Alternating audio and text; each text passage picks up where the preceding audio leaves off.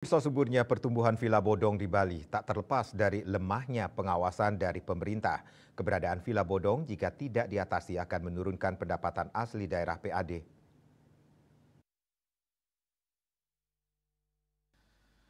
Keberadaan villa-villa bodong atau villa tak berizin memang diakui banyak memberikan kemudahan bagi para turis. Salah satunya dari segi harga dan fasilitas yang cukup murah dibandingkan hotel yang memiliki izin. Villa-villa bodong ini menjadi alternatif wisatawan untuk menginap karena kelebihan tersebut. Guru Besar Fakultas Pariwisata UNUD Profesor Putu Ano mengatakan, banyaknya villa bodong ini jika tidak diatasi oleh pemerintah dengan penegakan hukum justru akan membuat pendapatan asli daerah yang bersumber dari pajak hotel dan restoran menurun. Hal tersebut tentunya akan berdampak luas terhadap kemajuan atau pembangunan daerah. Oleh karena itu, pemerintah daerah harus tegas melakukan penegakan hukum terhadap villa-villa bodong tersebut. Modus operasi dari villa bodong tersebut adalah seorang warga negara asing sekaligus turis menyewa villa dalam jangka panjang dan memasarkannya kembali di luar negeri, sehingga semua pendapatan dari villa tersebut masuk ke kantong pribadi dan tidak kena pajak.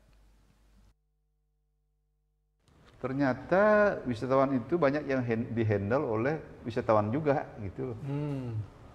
Dan dia menginap di mana? Dia menginap di villa-villa ataupun akomodasi yang kebanyakan tidak berizin. Nah, ada wisatawan yang sudah datang duluan, beli villa atau kontrak villa pada orang lokal, dia yang mengelola, kemudian dia yang menyewakan. Nah, berarti kalau akomodasi itu tidak berizin, berarti kan pemerintah daerah kita tidak bisa memungut pajak hotel dan restoran. Tidak ada kewajiban daripada wisatawan itu kalau dia tidak menginap di akomodasi berizin itu untuk bayar PHR.